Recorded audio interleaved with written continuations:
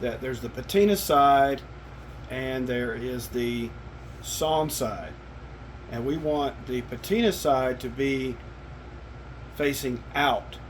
So to keep from having to change the stop block and the setup on this saw, we're going to flip the board and put the fresh cut edge up and then make our cuts.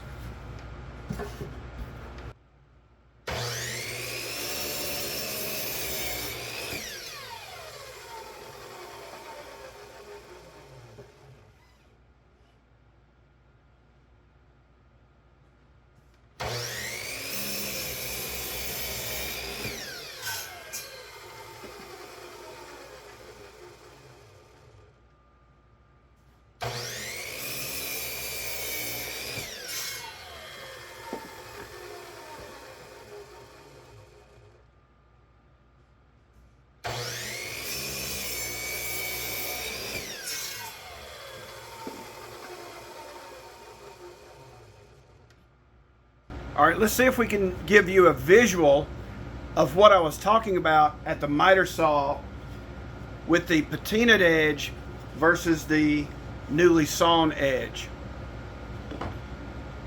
As you can see, we have a left set and a right set. The left set, this can be the outside or this can be the outside. So if you notice, I can flip these around and the angles match, right? See that? Same thing with this side. So instead of changing the saw, because we're cutting at this angle, instead of changing the saw, see, if we put this piece up here, the angle is wrong. But if we flip it over, patina side up, newly sawn edge up, we have the correct angle. So once we have the angle set, again, we can flip this around, patina side out, nasty side out. The angles are set. So I hope that makes sense, because when you're dealing with a patinaed face like this, the edge and the face, being able to set those in the right orientation is key. So this is kind of what this tree is going to look like already. You can kind of see how we can switch. If we don't want this nasty stuff on the outside, say it was turned this way, that we can put that on the outside. We have that option. But we want the little bit prettier side, so we can flip that around and our angles match. So I hope that makes sense. So I wanted this tree to have a little bit wider base on it, give it a little more stability, because it is about 27 inches tall. And these are some just cut-offs from cutting the main frame.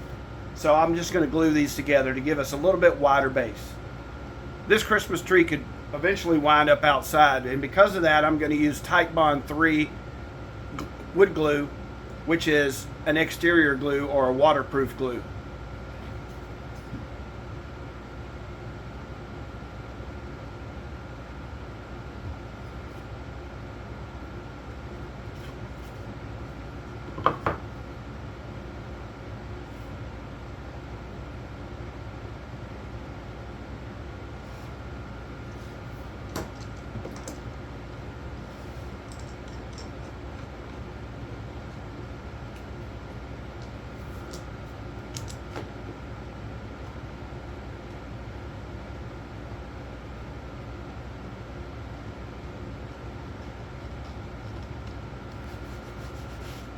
We'll set this off to the side and let it dry.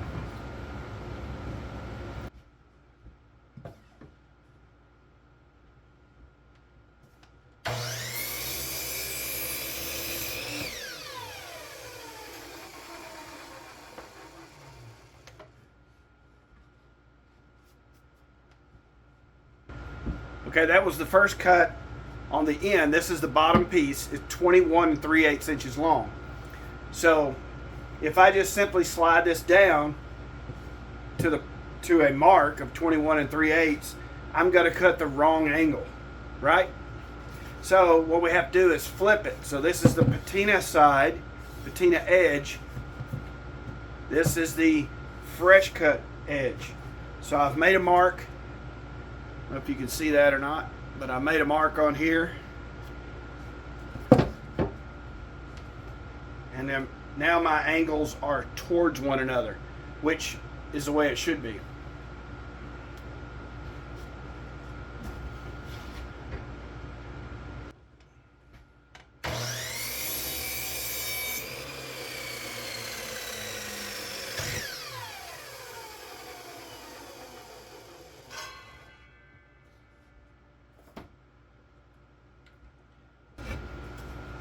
So you can see this angle are towards one another. This is the bottom. So the angle of the Christmas tree goes this way and this way. So they come together. And the patina edge is out. And this is the patina edge side or face that I want up. So this one's not as pretty, but this one is. So you always have to pay attention to the side or the face or the edge that you want showing. Sometimes you can put tape on here with a little note, up, back, side, kind of to give you an orientation of how this piece should be cut. So a while back I was working on another project and I needed to cut a very steep angle, and so I came up with this jig. It gives me enough space for full cut. It's just clamped to the fence, but the stock will fit in here like this, and then I'll clamp it. So the saw is on the other side at 31.1 degrees. And of course, we're going in straight. So that makes this 58.9, I believe. And again, this is the face I want up or out. Here's the patina edge, the patina face. So if I cut it this way, wrong angle, correct? Wrong angle, you can see that. So I have to do the fresh cut edge up to get the proper angle on this.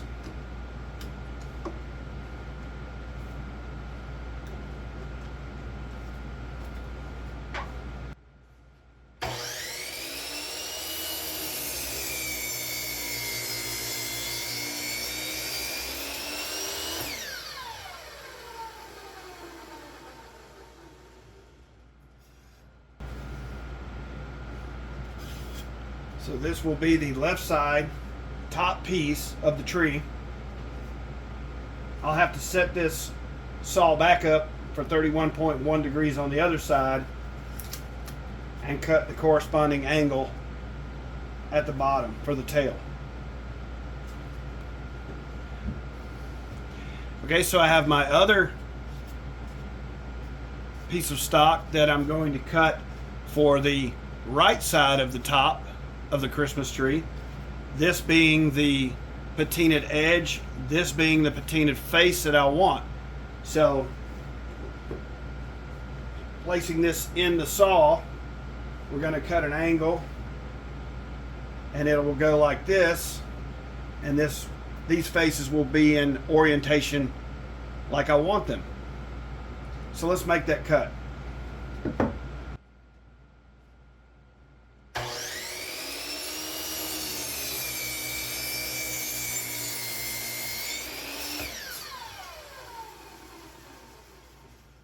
So now we have our correct faces cut at 58.9 degrees. Now all I need to do is measure this piece and cut the corresponding return angle at the bottom in the proper orientation.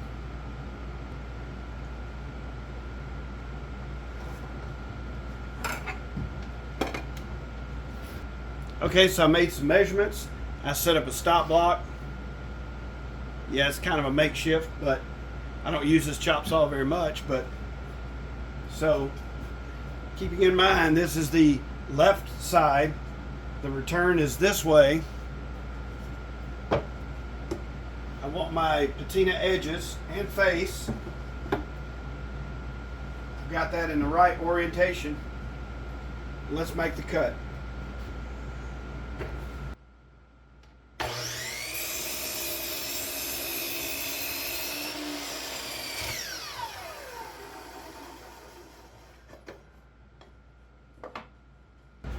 Now we're back to the same situation that we have earlier. This is the face I want out. This is the patina edge that I want front. And if we just stick this in, we're going to cut the wrong angle. So our orientation is to flip it with the patina face down, fresh edge up.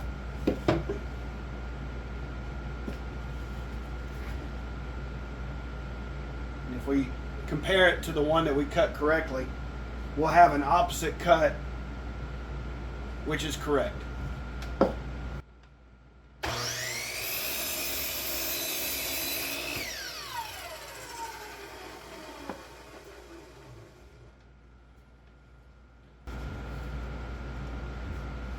And there you have it.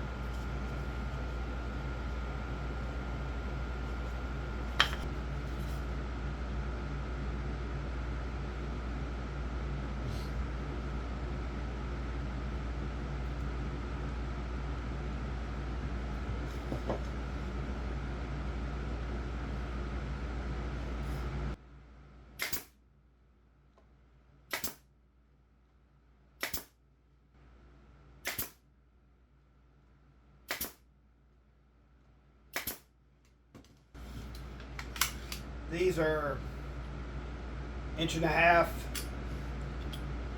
inch 18 gauge brads. Okay, so before I actually glue this and nail it together, to make sure that the separation is correct down here, I just clamped it and kind of adjusted it for the spacing for the spacing here where they overlap. So I kind of adjusted that out, and that better matched these bottom angles here. It's still not quite, there's a little bit of spring to it, but I'm okay with that. The angles look right. So I'm going to mark these so I can line those back up when we nail them, and we'll glue them and nail them. Okay, so I got all those marked and labeled as to the orientation that they go. Also, I've switched over to my 16 gauge nailer with some 2-inch brads in there. This material is about 1 1/8 inches thick, so I want to get some depth in there to help hold the glue and give it some longevity. Again, Titebond 3 glue, and we're going to be generous with it. So I'm going to nail from the inside. So I'll nail this side and then shoot them in on that side for the other way around. Probably at a little bit of an angle.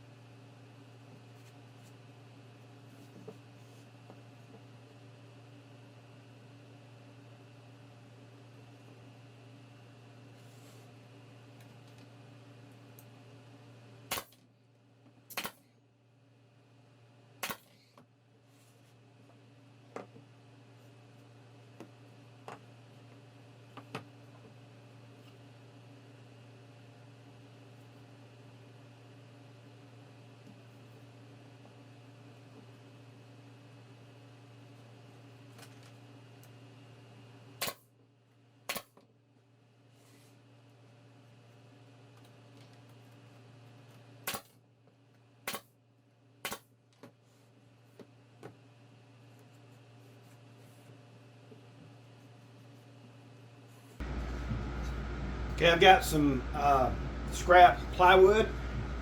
All I'm going to do, because this is the base, and it's wider than the stock, so I want a little bit of a reveal on the front side. This is the back, so I'm going to kind of raise this up a little bit. Again, the patina face goes down. I have this marked on the center line. I have this marked on the center line. And we'll put some glue on this. Doesn't need very much.